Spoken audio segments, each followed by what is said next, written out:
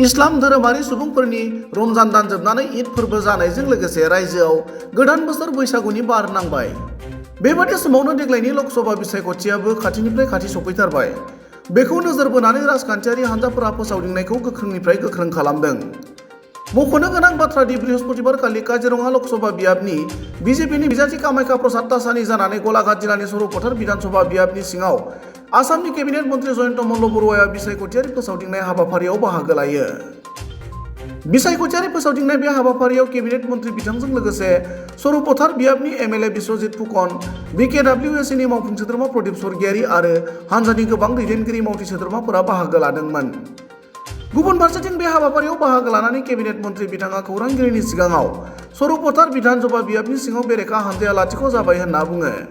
लोगोसेनो थामथि खेबनि थाखाय नरेन्द्र मदिखौ हादोरनि गाहाय मन्त्रि खालामनो रायजोफोरा नेबाय थादों, भट होनो नेदों होनना बुंनायजों लोगोसे आसामनि मोन 14 लकसभा बियाबनि सिङाव मोनथाम बियाबाव बिजेपिआ देरहागोन होनना बुङो।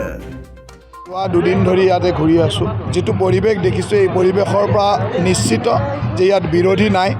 আমাৰ দলৰ প্ৰাৰ্থী কামাখ্যা প্ৰসাদ তাছা ডাঙৰীয়াই অতি কমেও 4.5 লাখ ভোটৰ ব্যৱধানত বিজয়ী হ'ব।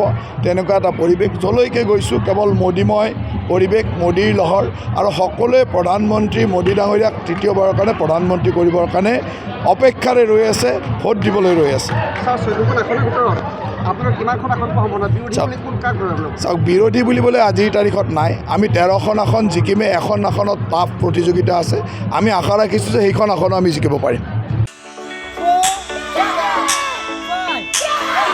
नोंथांमोनहा गावबा गावनि गथ'खौ काराटेनि सासे राफोद गेलेगिरि खालामनो गोसो दं नामा?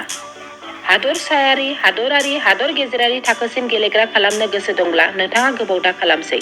सासे राफोद रोंखा-राखा काराटे गेलेगिरि खालामनो थाखाय नोंथाङा जानजि खाफ्रादो आरो मुं थिसनहैदो गलामगुरि काराटे एकाडेमियाव। रोखा खौरांनि थाखाय 8720903713 मबाइल नाम्बाराव कन्टेक्ट खालामनो हागोन।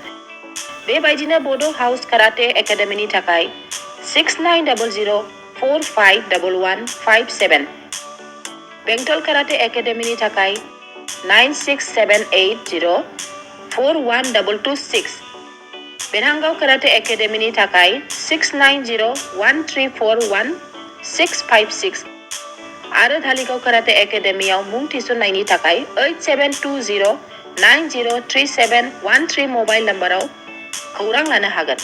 मख'जाथावदि बे सोलोंसालिनिफ्राय सिगांनिफ्रायनो हादरसायारि, हादरारि, हादर गेजेरारि थाखोनि बादायलायनायाव गोबां फरायसाफोरा बान्था मोननो हाबोदों।